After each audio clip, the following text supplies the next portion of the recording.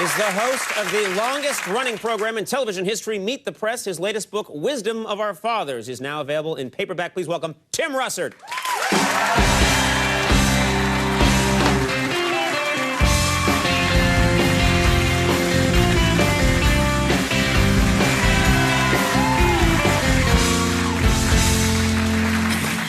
Now, Tim, you are one of the most respected newsmen on television. You the host of Meet the Press, which, as I said, is an iconic television show. I have to ask you, your professional opinion, the Paris Hilton madness of last Friday. I think I share the sentiments of everyone here. That was insanity to watch. Not Paris Hilton or what's going on in her life or how she's behaving, but the media coverage of it. I was watching on MSNBC, and it was they covered it, I think, for 24 straight hours, and they broke away quickly for 1 second. They showed a photograph and said the chairman of the Joint Chiefs has just resigned, but now back to Paris's door and whether she's going to come out it or not. The architect of the war in Iraq has resigned. Back to Paris. Yeah. What did you make of the whole thing? Well, I really can't say much because Paris will be my guest Sunday on Meet the Press. Good catch, yeah. Now that she's found the Lord and she says we should spend more time covering the Iraq War, I'm going to draw her out on spirituality and foreign policy. We'll find out more Sunday. That'll be a scintillating interview. Enjoy that.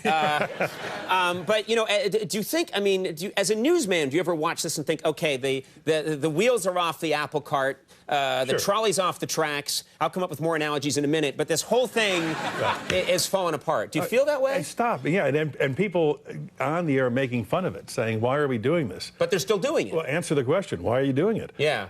When the chairman of the Joint Chiefs of Staff resigns or is fired, that's a huge story. Right. But, you know, people involved in cable news will say this is what viewers are interested in, and there's an appetite for it. I'm glad I have my little oasis on Sunday morning and I can do other things. Right. Well, let's elevate the conversation now. We've talked before, you are raised Catholic, devout Catholic. You met the Pope once. Is that true? Pope John Paul II, the late great. I went over there with NBC to try to convince him it was in his interest to come on the Today Show. And I was led into a room about this big, empty for myself. But for myself, he appears in white. And I walked up. You make it sound like a vision. Really? You know? The Pope appeared in white. Well, he was playing a sitar. This tough, no-nonsense, hard-hitting moderator Meet the Press, I began by saying, bless me, Father. Yeah. I'm thinking salvation, Conan. Right. This is the real deal. Right. And he said, they tell me you're a very important man. I said, Your Holiness. He said, you are the man called Timothy from NBC.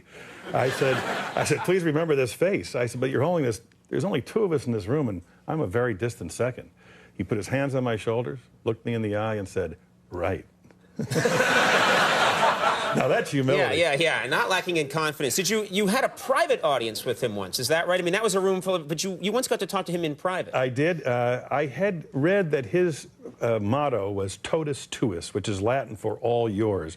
When he was, all yours? All yours. When he was shot, as he was dying on the way to the hospital, he said to the Lord, if you allow me to live, I rededicate my life to you and Mary, your mother, I am all yours, totus tuus.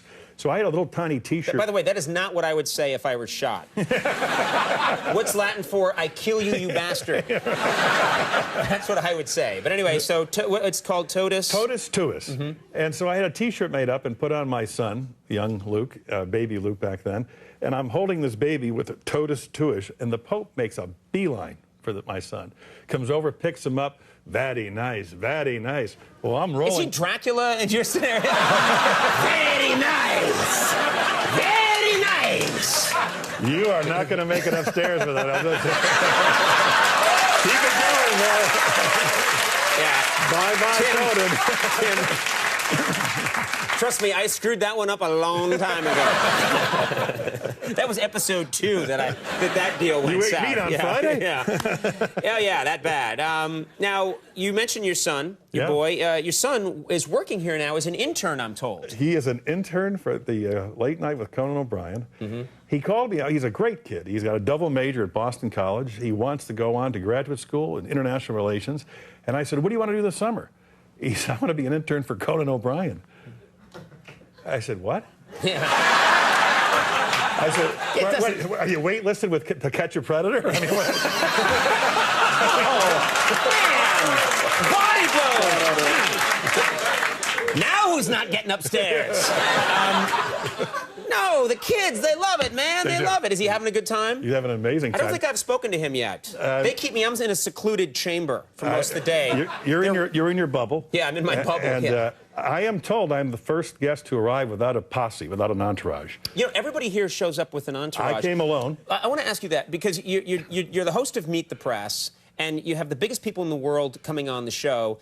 Do they show up with entourages, and what's that like? They do. They're pollsters and media consultants, and sometimes their wives, campaigns assistants, all kinds of people. My favorite was I was over in Russia interviewing a fellow named Vladimir Zhirinovsky, and he shows up with this guy who had a yellow plastic leather jacket, a black shirt, and a pink tie. And I said, "Who is that?" He said, "That's his media advisor." I said, "Media? Oh, that's stylish." Yeah. So clean your jacket with Windex. Yeah. So we sat down. He doesn't speak a word of English, neither the guest or the media. So it's all going to advisor. be done through an interpreter. All through interpreters. Everybody's speaking Russian. And finally, the Zhirinovsky starts, and the media advisor opens up the attaché case, takes out a bottle of vodka, and loads up his coffee cup. Zhirinovsky chugs the coffee cup and then starts screaming at me in Russian, "Your children will grow up in communism, and what are you doing here?" I mean, what am I doing here? So this is just what he does. He has to have a giant mug full of vodka before he starts any interview. It's his 9 a.m. fix. It's his morning Joe. We've had a third of our guests are like that. So, I finished this interview. Can't wait to get out of the country. But I have to finish it by saying, now, Mr. Zhirinovsky, if you could stay right here, the cameras are going to go behind you and take some establishing shots and B-roll, we call it. Reaction shots of you nodding and stuff. And he says in perfect English, "You mean a cutaway?"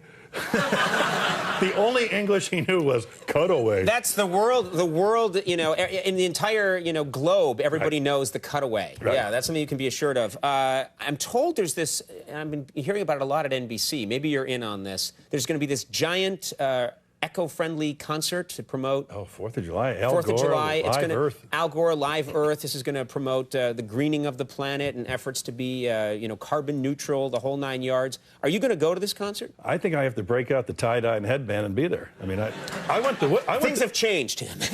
Woodstock. What's that? I went to Woodstock. You went to Woodstock? I can't picture you at Woodstock. Part of Woodstock Nation. Really? Yeah. Where were you? Were you? I was. And be honest. You can talk now because it's been many years later, and you're in the clear. Were you on acid or anything? Or? I'm just curious. Just between no. Actually, I wore a football jersey and had 6 cases of Stegmeyer. You know what Stegmeyer is? No, I don't. What is Stegmeyer? 6 for 88. It's the worst beer you could possibly have, but I'll tell you, it works. 6 beers for 6 cans of beer for 88 cents. Nothing like it. That's cheaper than water. You can't. Stegmeyer? Are they still making Stegmeyer? But it's better than acid. Are you sure? More on that later. That's going to be the second part of our interview. I have to ask you a more serious question. Yeah. You're one of the few legitimate people I speak to on this program. Can you tell us your insights on the presidential race? It does seem to many of us that we started this one so early that there's already fatigue about the presidential race. Even though it's still, what is it, a year and a half away at this point? Yeah. What's the next phase? What are we going to be seeing happen next? Well, the key is the primaries are coming very early. They're the first week of January. So we will know who the Democratic and Republican nominees are by February of 2008. So we only have 6 or 7 months. This is the first time in 80 years, Conan, that a president or vice president, an incumbent president or vice president's name is not going to be on the ballot. It's a wide open race. Contest. 11 Republicans, 8 Democrats.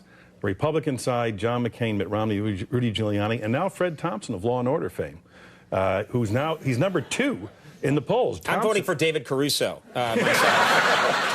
But Thompson is already second in the polls on the Republican side. Yeah, and McCain was discussed, 6 months ago they were talking about McCain being the front runner, and now there seems to be questions as to whether he'll even last another month or two. That's the great thing about politics. A year ago, it's going to be Hillary Clinton versus John McCain. Right. And now Fred Thompson was raising money for John McCain. And now he's running against him, and he's hoping that McCain would drop out so he could fill that vacuum. On the Democratic side, Hillary Clinton, John Edwards, and Barack Obama.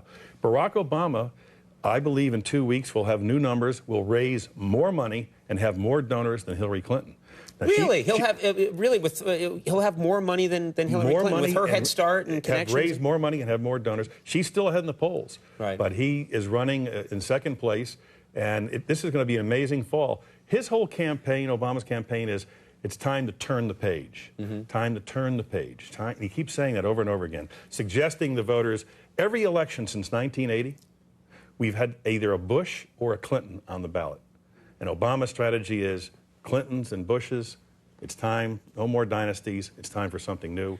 Hillary Clinton saying nonsense, I have the experience, I'm ready. Hillary saying this is a good chapter, let's stay on this page. It should be great if the whole thing was a debate with this book analogy over and over. Wisdom of Our Fathers is, speaking of books, is now available in paperback. Meet the Press airs Sundays on NBC. This was really fun. Thanks for making time Conan. for us. And Thank you. Steakmeyer. 6 for 88. Tim Russert, we'll be right back. Jennifer Goodwin is here. Stick around.